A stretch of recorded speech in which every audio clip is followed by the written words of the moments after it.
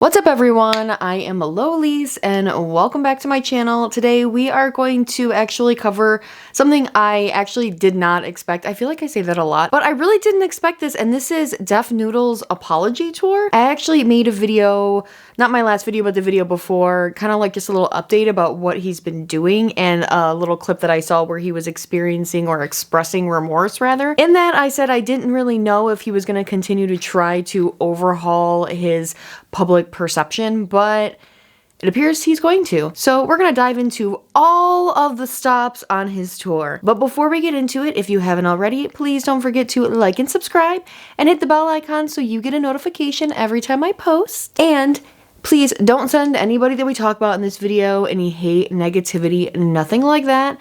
These are just my thoughts and opinions based on what I'm seeing play out on the internet. So if you have something to say about what we are talking about, just shoot it down in the comments below. That's what they are there for. And I feel super cool today because I am wearing my pink Power Ranger hoodie. I got this at a thrift store for like, I don't know, maybe $10. But it was my size and it's amazing. And it actually has a hood that comes up and it zips all the way up. So it actually looks like I'm wearing the pink Power Ranger helmet. But I'm not going to put it on because I have makeup. It would be hilarious to do this entire video like that though. Yeah, I didn't expect to make this. I didn't expect anything to happen with Dennis actually when I made that video because not much was happening with Dennis when I made that video. But it was like literally either that day or the next day after Dennis started his apology tour. Like I said, the Reddit was practically dead, just like his channel was. Nobody was commenting on him anymore. But then the Reddit became more active again, and this was due to Dennis actually reaching out to people and apologizing to them. And I did get a comment about this in that video where somebody said he's already trying to craft his apology. He was in his chat asking them to help him write this. And I didn't see this, but this person commented it, and I did see this kind of corroborated in other places like on Twitter and whatnot. Dennis was called out in his chat for saying, you know, hey, this isn't really genuine, like maybe you should write it yourself so it actually sounds like it's coming from you. I found this information pretty humorous, and I did make a mental note of that just to keep an eye on this for any new developments. Well, it was maybe a day or two later when Kavos, another YouTube commentary creator who actually criticized Def Noodles in either 2019 or like early 2020, I can't really remember, but he criticized Dennis so harshly that Dennis actually became very upset and posted a video that he might actually leave YouTube. This was before he like blew up with the cat ears and everything like that. But he got really emotional, and then he kind of morphed into the Def Noodles with the cat ears, and a lot of people would jokingly say, Kavos, you're responsible for this. You created this mess. This past year, Kavos is one of the creators that Dennis actually had serious beef with, even going so far as to tweeting that Dennis, would book a flight from LA to the UK where Kavos lives to have a street fight with him so he could murder Kavos in the street. And this was 4 months ago, maybe 5 at this point. But at the end of January, Kavos receives a DM from Dennis saying this. Hi Kavos, I hope you're doing well. I know we don't see eye to eye on a lot of things and that we've had some misunderstandings in the past, but I've been reflecting and trying to turn a new leaf. Would love to be able to chat with you and hopefully bury the hatchet. No pressure. If you don't want to do it, it's perfectly fine. We can do it off camera or however else you would like to do it. Let me know. Legit, I was hilariously stunned. It was also confirmed by another creator, Boblax and Tipster, that they had received messages like this too, and other creators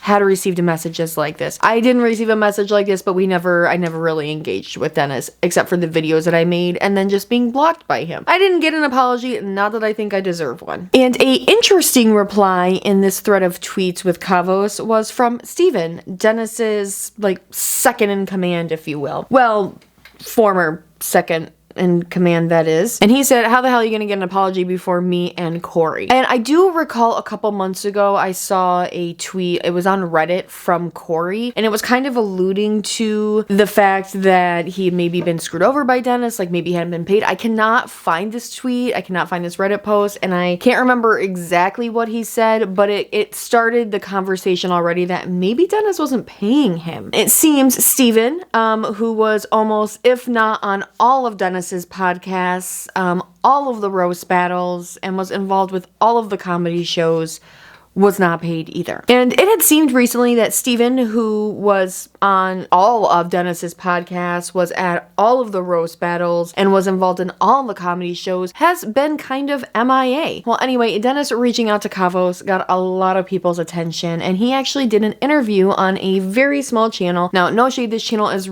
very small, though. They have like 174 subscribers when I last checked. In this interview, a little over 700 views. It might have more now. Doesn't seem like his true fans are really flocking over to this interview to learn more about their favorite creator. I think the podcast actually has like 2 hosts initially, but they just had the one. And the channel is called The Clout Route Presents. So this video has a long ass title of Convo with Deaf Noodles on LA Comedy, Former Employees, and Positivity. With all of those words together, I was pretty skeptical. Also, I had to listen to this at 2 times speed because A, this thing was over an hour long, and B, both of these people talk like with a very slow tone, or just very slow talkers, and listening to it at like 2 times speed, they sounded more normal. So they start off, the guy asked Dennis a question, and Dennis goes on about his early work way before YouTube, and then he used to do videography stuff for like famous rappers and things. But the question that was asked was, how long have you been on YouTube for? Or how long have you been doing YouTube? And he just goes on this tangent just forever. And with that question, Dennis, of course, feels the need to give his whole life story. He does talk about how much he sucked on H3 Steamy Awards, but that's kind of how he acts all the time now, just so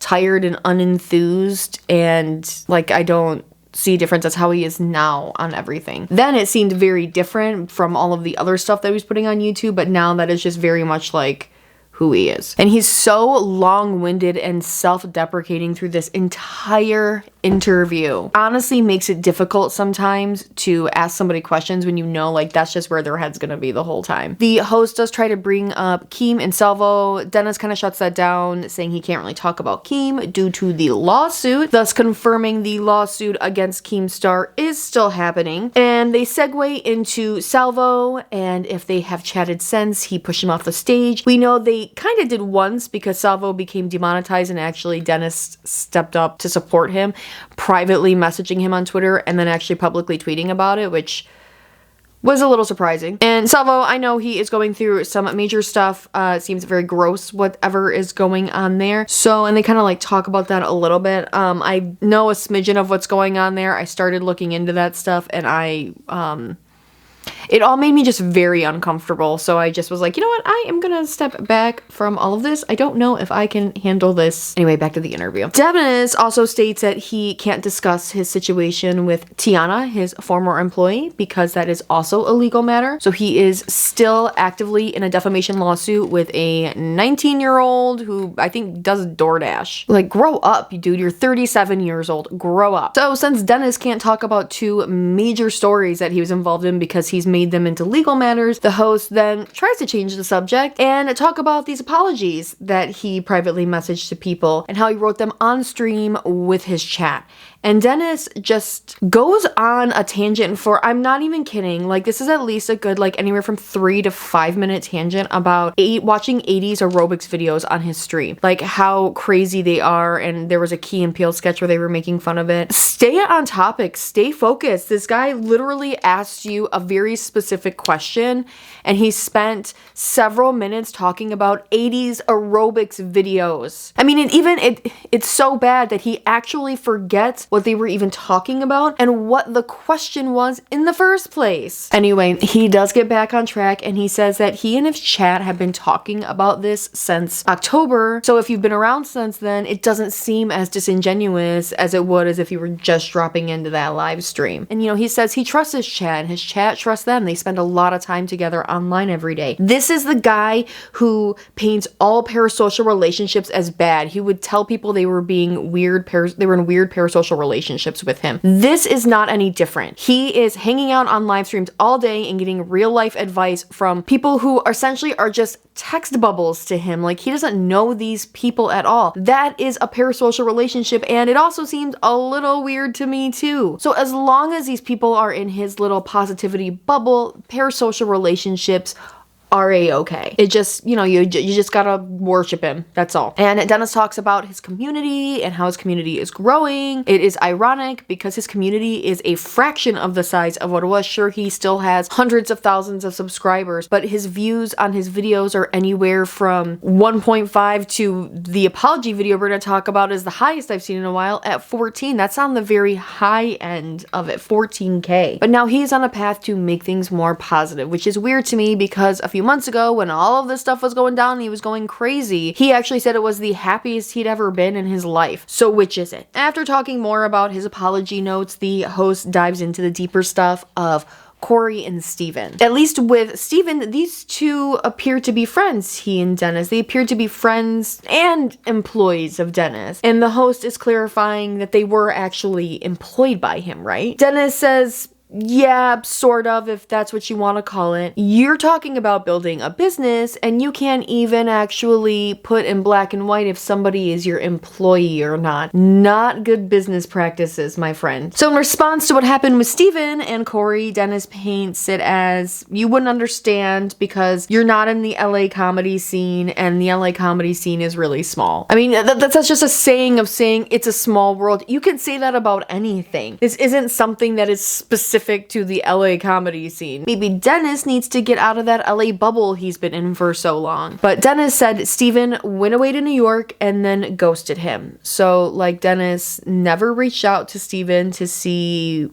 what he was doing when he was coming back, just to see what was up, you know? I mean, I guess it's not totally his responsibility because some of that does fall on Steven to communicate with his employer, like, I'm gonna be in New York for this amount of time, I'm gonna be coming back, or I'm not sure when I'm coming back from the tour, but I'll let you know when I'm back. But I mean, that kind of goes both ways because of the way Dennis paints it as more of a loose employment and slightly more of like a friendship situation. I would think that he would have had an idea of what was going on with Steven, but he just didn't care. I mean, if you didn't show up to your job one day, don't you think your boss would call you and be like, hey, where are you? Are you coming to work? What's going on? My boss would call me if I didn't show up to work. And Dennis built up his comedy club. He's got to keep flexing on this and how so many people want to book shows at his club because his comedy club is so good and the comedy community is so small. Not because it's a good club, but it's a business, and he goes on and on about how it's a business and he has to run it like a business and he has to be this business owner. Dennis is in his boss bitch phase, I think is what's going on. Maybe we should send him a little like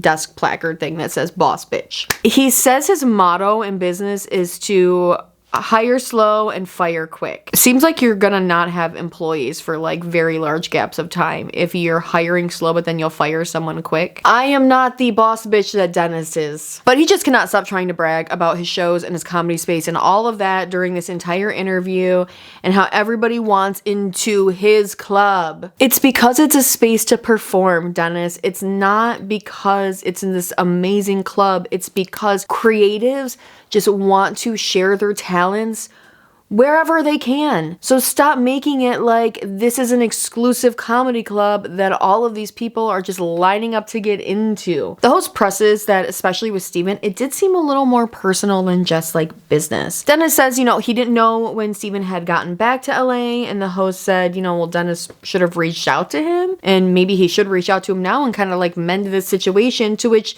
Dennis kind of just brushes it off. So Dennis will type, copy and paste, and send apologies to people, but he won't reach out to somebody who helped him actually build up this business that he is so proud of. What a boss bitch. Through most of this interview, Dennis just rambles the whole time. He likes to talk about metaphors or talk in metaphors. He'll be asked about a topic, but go on a rant about a whole other topic and talk about his business and the club and shows. And my God, this host has the patience of a saint. I had to take breaks just listening to this. This guy, he does give him good advice to actually focus on his audience instead of the business and the money. Then Dennis rants some more and I kind of zoned out the rest of the interview, to be honest. Then the same channel, a couple days later, actually did a live stream where they had Steven come on. And Steven shared his side of everything. Now, I will say, while I don't believe that this guy showed bias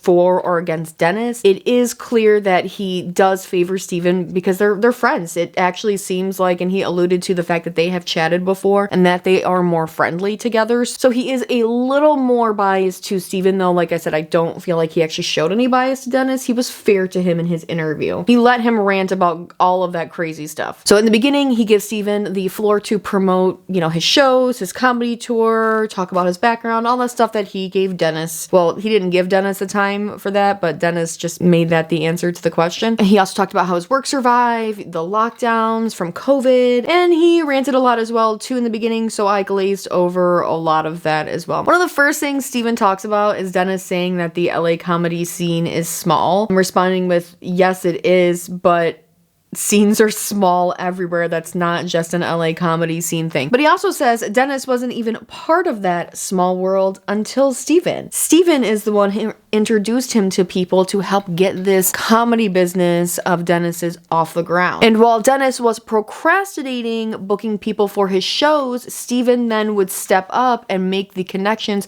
to get people to come in to perform. And Steven said it was very difficult for him to be stepping up to the plate when Dennis, who was supposed to be in charge of everything, would just be digging around on the internet, responding to people or getting on Twitter or doing all this crazy stuff. Steven maintains that while they did have creative differences, he did consider them friends, that there was some level of camaraderie between he and Dennis. Something that Dennis is denying, saying that it was all just business. Then Steven states that through doing all of the podcasts and everything, helping Dennis find the space, connecting him with people, helping plan the shows, promoting all of that, supporting Dennis's mental state through all of the drama, that he wasn't paid. He clarifies that he was paid for one podcast a week. He was in a lot more than that, and he wasn't paid for bringing the talent in and producing the shows, essentially. Steven said Dennis did promise him pay. He promised him salary pay, but when push came to shove, there was never any contract signed. And Steven knew. He said he could hear his dad's voice, get the contract signed, and I'm telling you guys right now, if you're ever in any kind of work like that, you sign a contract. Always sign an employment contract. Because words are nothing if they're not on a piece of paper in black and white with a signature attached to it. Steven also mentions a couple other co-hosts that left, and I actually totally forgot about them. There was that woman that was there, and then there was like another guy there for a while. Both left, and Steven says that their departure was, quote, "It wasn't in a cordial, nice, friendly, or even a professional business sense." I need one of those two people to spill the tea on what happened. And Steven and the host both agree that Dennis hides behind the business in order to treat the people that are helping him poorly. And apparently Dennis wasn't paying those other two co-hosts that left either. No wonder they freaking left. And Steven felt like he actually brought something to the podcast. I mean, I guess. I didn't really like the podcast regardless. I don't really know what you could bring to it to make it better, but to each their own, right? Steven talks about also how he would get screwed over by other comedy spaces, and he was really hoping that working with Dennis, it was going to be different. They were building something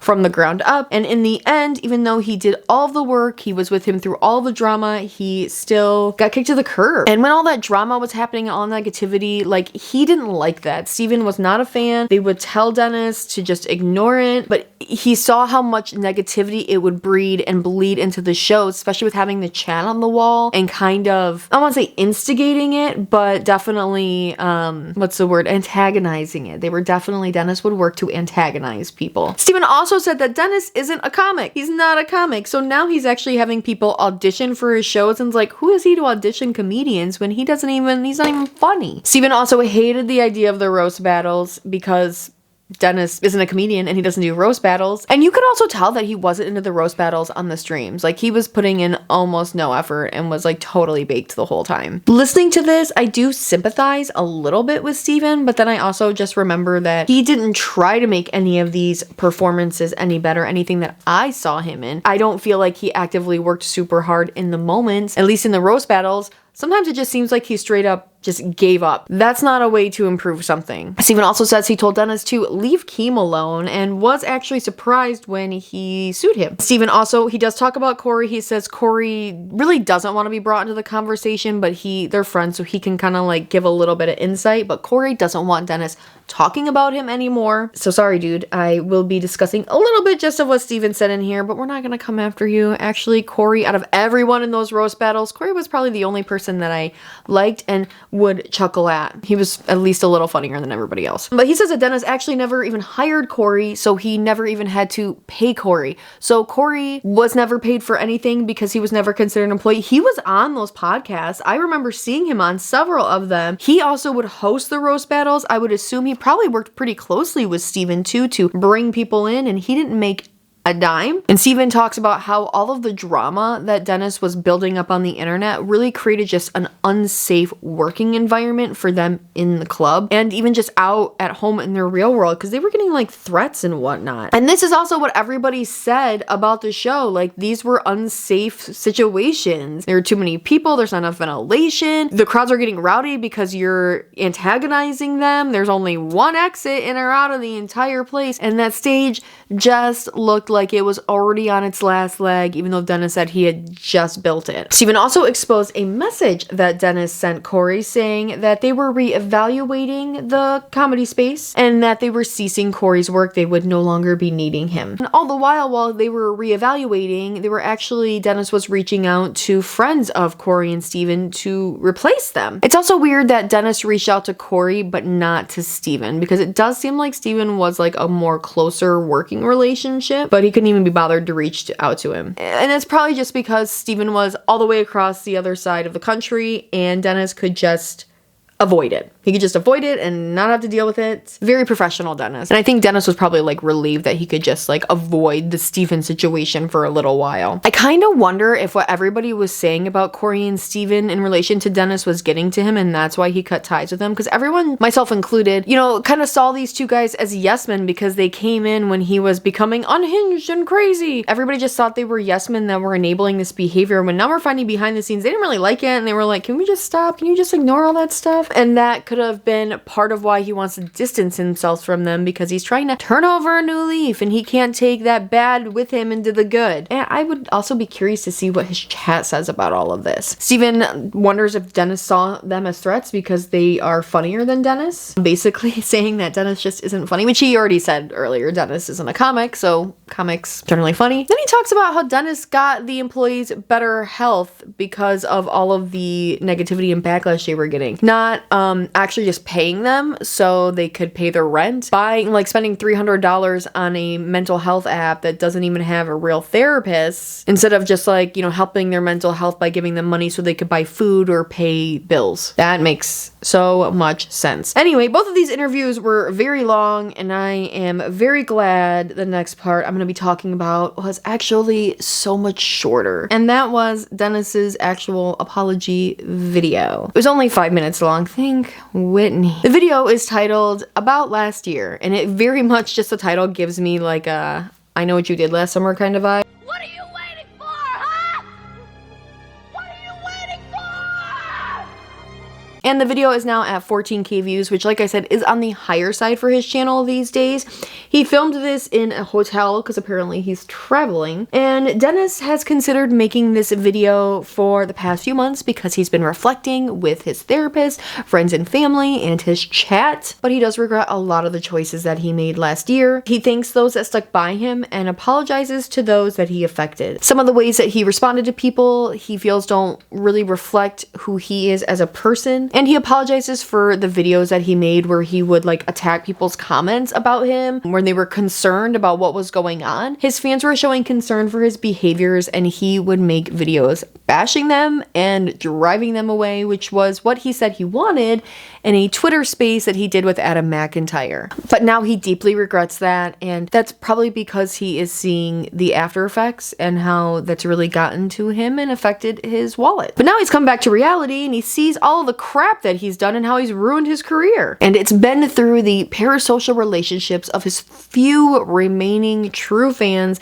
that have helped him grow and see the error of his ways and, what his mistakes really were. And he says something that every YouTuber says in their videos, and that he is actually criticized when talking about apology videos and saying, I'm not that person. So was that a robot a few months ago? Because yes, you are that person. That was only 4 months ago when you were telling Kavos you wanted to curb stomp him. You are that person. You didn't make this change overnight. And when people say, oh, that's something that I did even years ago, I'm not that person. You are that person. You hopefully have evolved past some of the thoughts that you have done and things, but you are still that person who did whatever it is that you did. But you know, he was going through something, and yeah, like, no duh, we all could tell you were going through something. In fact, we all said, you're going through something, take some time off the internet, reflect, get some help. And at that point in time, he was very insistent that there was nothing wrong with him. He was the happiest he's ever been. He's been getting great sleep. He's been going to the gym. Everything's awesome. His life is perfect. And we know that's not true now. He says this, he's not, that it wasn't true. And then the video gets weird because he says that, you know, when all that was going on and people were telling him to take a break, he couldn't take a break because of a deep-seated insecurity and fear of death, which that caught me very off guard. And Dennis says it's because he's been surrounded by death his entire life, and then we just move on, and he doesn't elaborate on this whatsoever. Like, what? Can I get some sort of explanation to why we just brought up death randomly in an apology video? But Dennis says he has learned his lessons. Painfully, he's learned his lessons, and if he could go back, he would do things differently. He does some vague apologies, lumping multiple situations together and apologizing at once, but Dennis says he is overall very sorry and that he is just going to try and grow as a person. Now, do I believe he's sincere? Yeah, I do. I do believe this was sincere.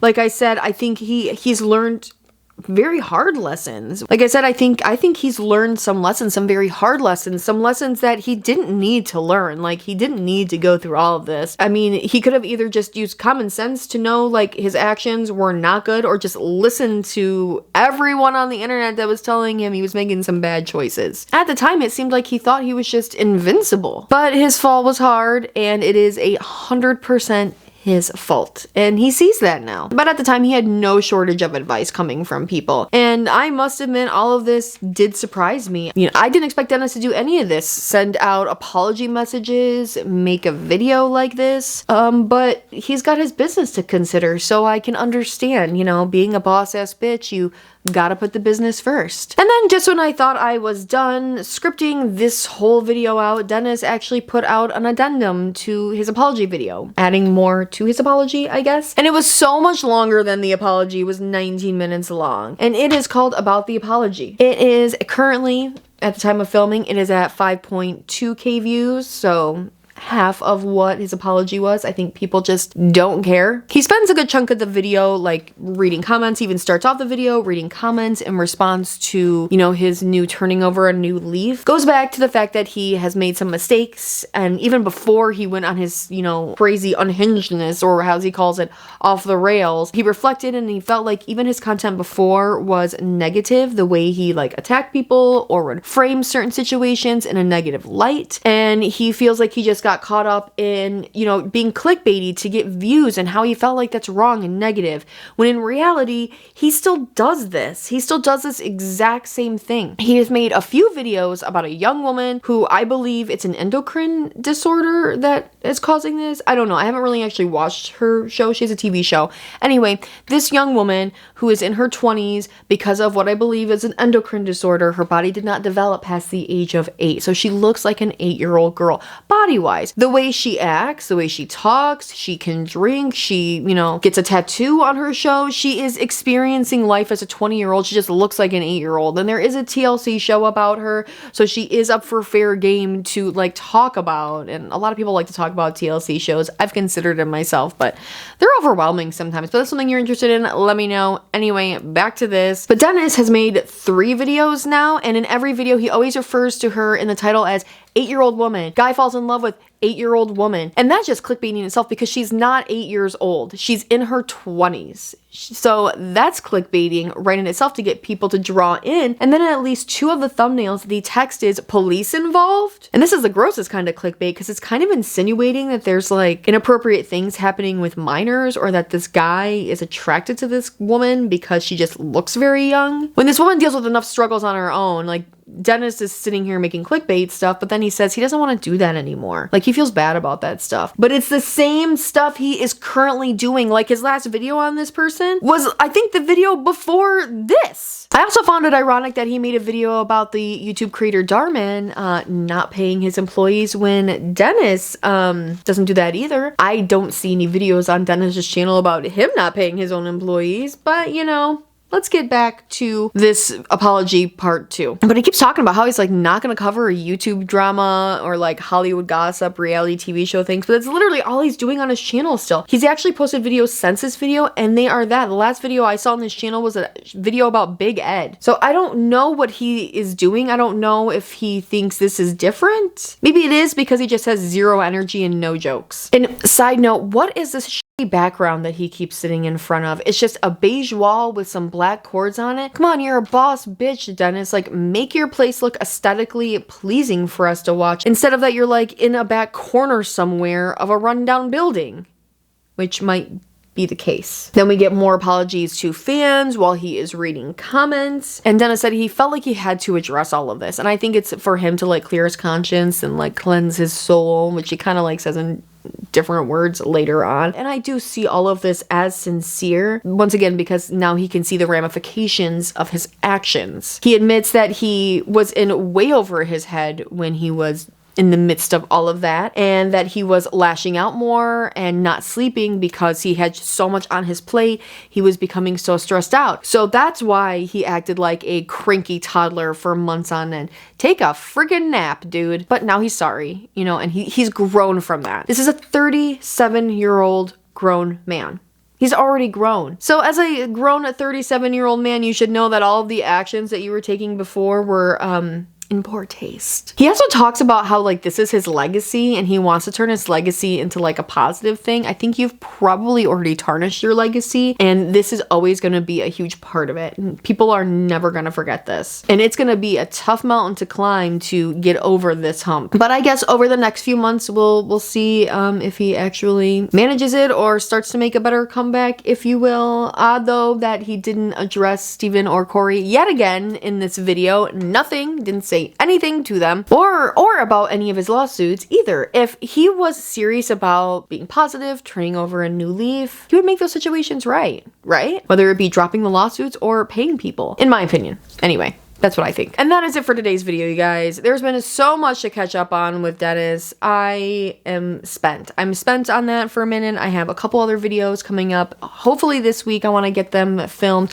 There are a couple like just little short videos. One is very serious. One is kind of serious and weird. And then also I am going to be hopefully making the jump into dabbling into reality TV stuff soon. I say this for a few reasons. One, I love reality TV, so I kind of wanted to start talking about it on my channel because it's fun, but also one of my most viewed videos is actually a true crime video I did back in the day. I did makeup and murder videos. I did a couple. I know they're not in the best taste. I didn't really think about it like that at the time, but I also only chose cases that were like either very sensationalized or happened like a very long time ago. I only did like 4 or 5. But anyway, long story long, one of my most viewed videos is from that, and it's actually a video that I did on a man named Ryan Jenkins who was in the reality TV show world, and that video still gets views to this day, and it's like a 3-year-old video. I love that kind of stuff, so I will be starting to interject that. So I'm actually in the process of reading, if you watch Real Housewives of New Jersey, reading Teresa Giudice's first book, and I'm gonna come to you guys with a book report soon. It's a very easy book to read. It's very quick, and I'm also a fast reader, but like, you know, it's Teresa Giudice. So yeah, stay tuned for all of that. I have at least 3 or 4 videos in the works after this. Yeah, I'm excited. I will see you guys in my next video. Laters. Bye.